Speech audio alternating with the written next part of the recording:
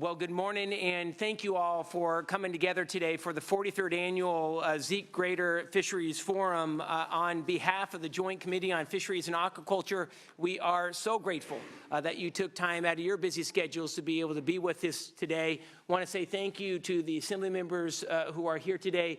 Each will be offered an opportunity to be able to say a few words here in the beginning. But again, thank you so much, particularly in this difficult year, for attending today's hearing. For 43 years, if you can believe that, by state statute, each of California's fishery-specific committees, organizations, foundations, and species-specific councils provide this committee, the legislature, and the people of California an annual report on their goals, yearly activities, and accomplishments. And it is an honor, I know, for all of us to be able to carry on the important tradition that was started by State Senator Barry Keene. Mr. Keene chaired this committee for 15 years, and he was fond in saying, you don't fix something that is working, and the forum works.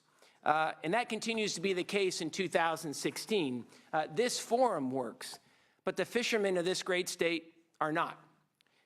California's robust crab and salmon fisheries are facing unprecedented challenges, and the thousands who depend on a healthy salmon and crab harvest are struggling to make ends meet.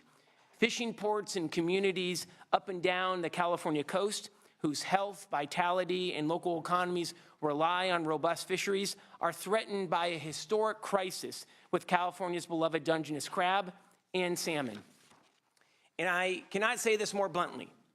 We are facing a fishery disaster here in California, and families who have relied on the mighty Pacific for their livelihood are on the brink. Our magnificent and iconic salmon and crab fishery resources have gone from abundance to scarcity or closed seasons. After a lousy salmon season, and I'm going to stress that, a lousy salmon season, California's crab fleet sits idle, tied to the dock, waiting for the Dungeness crab season that may never arrive. Our Dungeness crab fishery is worth $60 million annually, with peaks of over $90 million. This number can be multiplied to as much as $250 million when you calculate impacts on allied industries such as processors, restaurants, and grocery stores. And when we turn to salmon, California's extended drought has threatened the Golden State's salmon stock. Many rivers and tributaries went dry the last few years, and the simple fact is this: fish need water, and they need cold water to survive. And to add insult to injury, over the last 2 years, decisions were made that resulted in killing 95 to 97% of our endangered winter-run Chinook, with similar results of 95% mortality of fall Chinook in the Sacramento River. We simply cannot allow this to continue to happen. Our salmon fisheries are severely constrained or closed to protect winter run, and the fall run, the bread and butter of our fishery, has been near collapse. These closures dramatically impact our economy along the entire West Coast, all the way to Canada. And I'm hopeful that our state agencies plan to avoid such devastating losses this year by providing adequate flows, which will bring down water temperatures and prevent fishery closures that we've experienced in recent past. Some quick statistics on California salmon season, and this is trends with the drought. In 2013, the salmon season was worth $52 million. That then dropped to $31 million in 2014. In 2015, preliminary numbers indicate a disastrous season with half the landings of the previous year. And due to low production during the drought of 16, it looks to be even worse. These are truly desperate times. Imagine losing 75 to 100% of your annual income in trying to survive. This is the story of struggle that has become all too familiar with California's crabbers and salmon fishermen. These proud and hard-working men and women have large investments in boats and gear, permits and supplies, and they're not being recouped. They can only take out so many loans to make ends meet. Fishermen and businesses are facing foreclosures, defaults on loans, and trying to find work wherever they can to put food on the table for their families. And they need our help now. This is why the vice chair and the committee, and now the governor, have called for a declaration of a fishery disaster, and I want to take a moment to say thank you to Governor Brown for all of his work, along with Director Bonham from Fish and Wildlife for advancing that request to the federal level. we are in the midst of a crisis. The one bright point, the toughest of times have brought out the best in people. And this year is no different. The outpouring of support for crabbers and salmon fishermen has been nothing short of incredible. But charity can only go so far. Our fisheries are in the spotlight, but the bottom line, folks just want to get to work. Our number one goal of today's hearing is to hear from all of you and to raise awareness of the precarious state of our fisheries, inform the legislature and residents about their status, threats, and successes. We encourage speakers to not only identify problems, but also bring forward solutions to help the committee as well as the administration advance plans in the future. We look forward to a constructive conversation.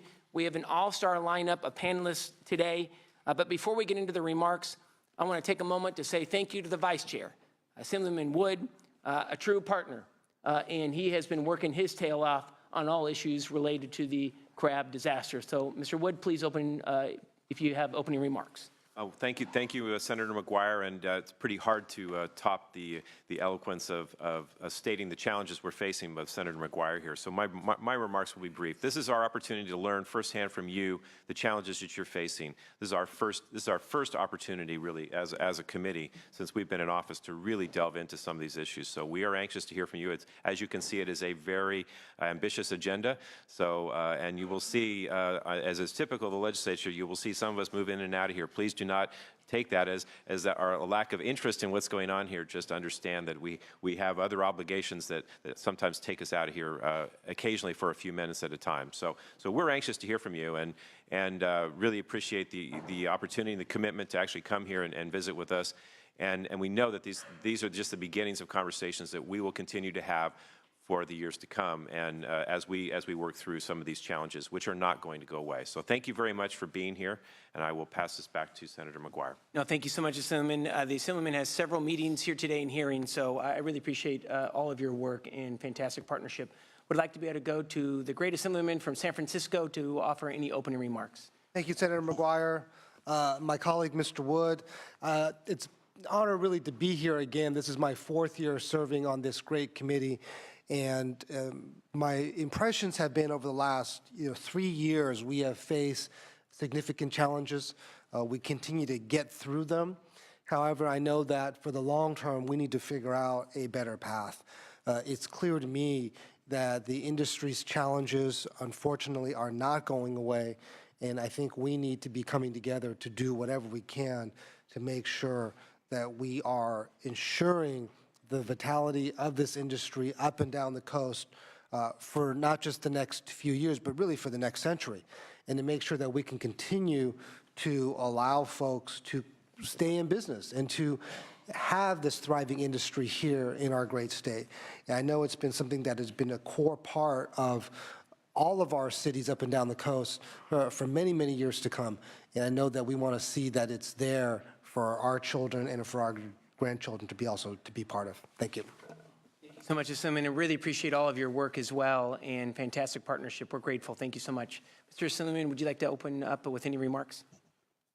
Short remarks, Mr. Chair and Vice Chair. I want to thank you for your leadership role in addressing the concerns. Looking forward for the discussion here this morning. Thank you. Thank you so much, sir. And it's great to see you. Assemblyman from the great city of Santa Cruz.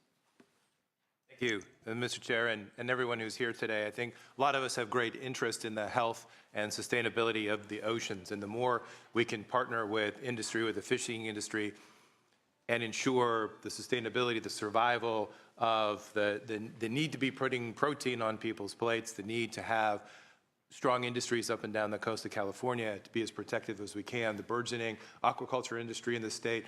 There are also as many challenges, but there are also a lot of opportunities for us if we can put them on the table through hearings like this, and make sure that we understand each of the perspectives and find the common goals. And California has led in a lot of ways. I think we should absolutely continue to lead and show the rest of the United States and the world how we can work across all of the stakeholders, have healthy oceans, have healthy fisheries, and meet the demand of all Californians for seafood.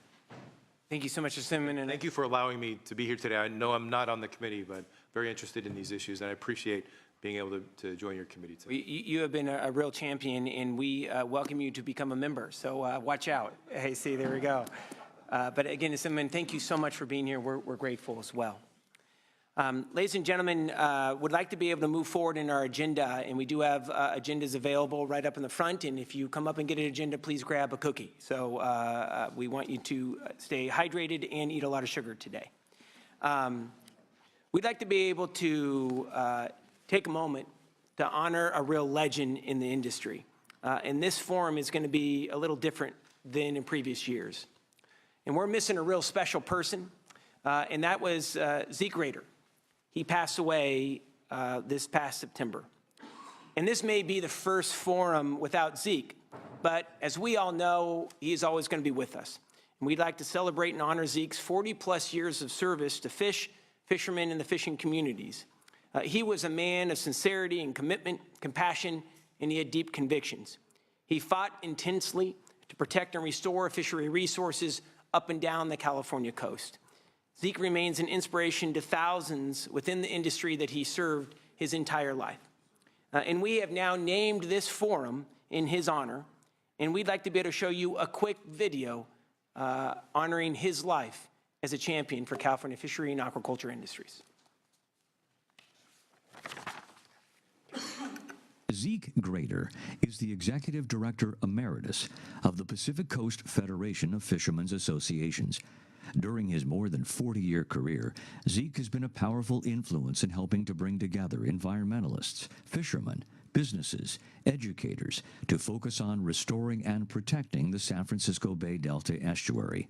And this year, Zeke is the recipient of the San Francisco Estuary Partnership's Gene Auer Environmental Award. Now, in his own words, we present Zeke Grader. I'd grown up working in a fish house and had seen what had happened when restrictions were put on fishing. And not just so much restrictions, just what happened when something went wrong in the ecosystem. And all of a sudden people couldn't fish or there weren't any fish. And saying that, and also growing up in a political environment, our household, I think the three big things were fish, politics, and sports. I think largely because of my father's interest.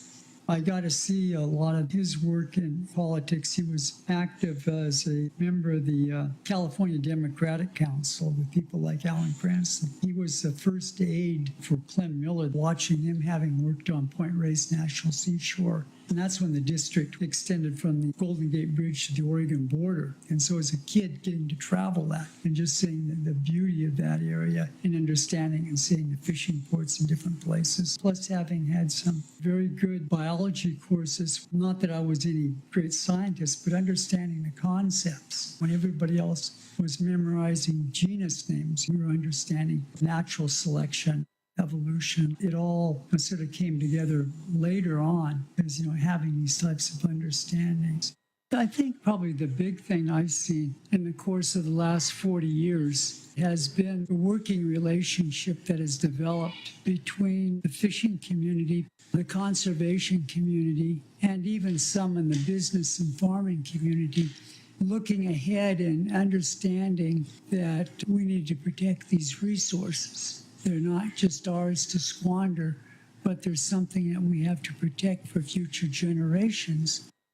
There was understanding among the fishermen that they had to be actively engaged in protecting resources. Otherwise, they were going to continue to get hammered by regulations that would shut them down. They just couldn't go off and curse government authorities, but that they, in fact, had to be a big part of trying to protect these resources if they were going to hope to fish in the future. Likewise, I saw among the environmental community a recognition that there was a need to embrace this blue-collar community that relied on these resources and made for a powerful coalition, because not just was this a group of Californians trying to protect their viewshed, but here was also Californians trying to protect sustainable livelihoods. It proved to be powerful when in the early 70s we could go back to Washington and argue this was not just about viewsheds, but also about protecting food and jobs. So we were building this history or tradition of working together between the fishing community and the environmental community. I look at my board and I think, my God, this is probably the best time I ever had to kind of step down, because I think of some of them as being very strong, and I have a lot of faith in them. I think the environmental community right now is going through some changes, and I witnessed in our early days some very good and strong leadership that if we had not had, we couldn't have done these things. I think where we have to be next, and where the environmentalists need to be, is becoming more diverse. We haven't done a real good job of that, and I think that's something they're going through, of trying to find this new leadership, and they do need to find it. I look back and I think of the industries that are in fact sustainable or can be, and by this I mean fishing, agriculture, timber. Those are three that I think need to be closely tied in, working with government, working with the enviros and others, because we need to ensure that we have those resources there for the future. And there's no reason why we can't if we carefully manage them. That's my big hope. I think the big priorities for the San Francisco Bay Delta estuary, and keep in mind it is all one big system from the rivers in the Sierra out to the Gulf of the Farallones, is that we keep in mind just what a precious resource this is, being the largest estuary on the west coast of the two Americas, and what it means as far as the resources that it generates.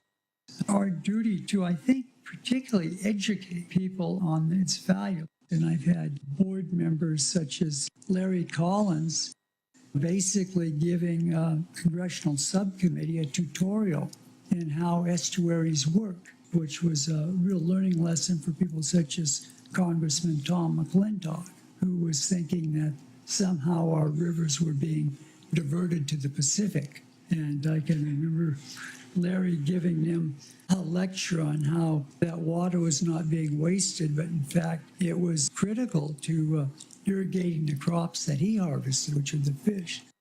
We need to be learning this in our schools. We need to remind people continually that this is an estuary, this is an estuary, and what an estuary is. Because even among the environmental community, I still hear some forgetting to include the term estuary. And an estuary requires that mix of fresh and tidal flows to create this rich ecosystem that's so important to all of us. So I think, a lot of this is just education. Just continue teaching kids, whether they're 6 or 7 years old or in college or members of Congress, that this is something that we need to be able to pass down to future generations, and how important it is for all of us.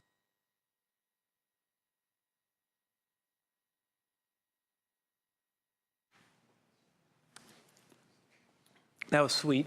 And Mr. Grader is going to be dearly missed, but his legacy is going to live on forever with all of us in this room, and by continuing the advancement of this forum and our hard work on behalf of fish, aquacultures, and of course, estuaries. And we are grateful to have named this forum after him in perpetuity. That was played at his memorial as well, and we want to say thank you to the family for letting us use the video.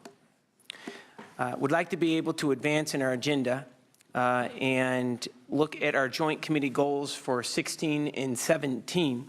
Very brief committee discussion. Obviously, our top goal this year, if it works for this committee, is going to be focused on Dungeness crab and ensuring that we secure the assistance needed for the thousands who are dependent on a healthy crab fishery up and down this state. We have one bill that is going to be advanced through this committee, and it's thanks to the proactive movement of the industry, and that is the Whale Protection and Crab Gear Retrieval Act. It is an industry-backed bill that is focused on gear retrieval or lost crab pots. And what we know, dozens to hundreds are lost every year off of our coast. And fishermen, crabbers, want to be able to change that. And I just want to say thank you. So it would be a self-assessed fee that would move forward with a crab retrieval program. And what we would hope, and what the industry hopes, is to limit and or end whale entanglement issues with the 40 to 400 feet of rope that are currently attached to those pots. And what happens, rarely, but it does happen, and we've seen an increase over the last few years, whales will become entangled on the ropes that are attached to the pots. So that is an issue that we'd like to be able to advance and work with this committee on moving forward. And we have support, obviously, from the industry as well as a whole host of environmental groups as well that are in support of the bill. I also want to say thank you to Tom Westlow, who is our chief consultant, for all of his work on that as well. And it's really good to see you, Tom. And I meant to say thank you for all your work with the forum as well before we got kicked off. And then finally, we would like to be able to have a hearing later this year with a discussion on a potential California Crab and Shellfish Commission.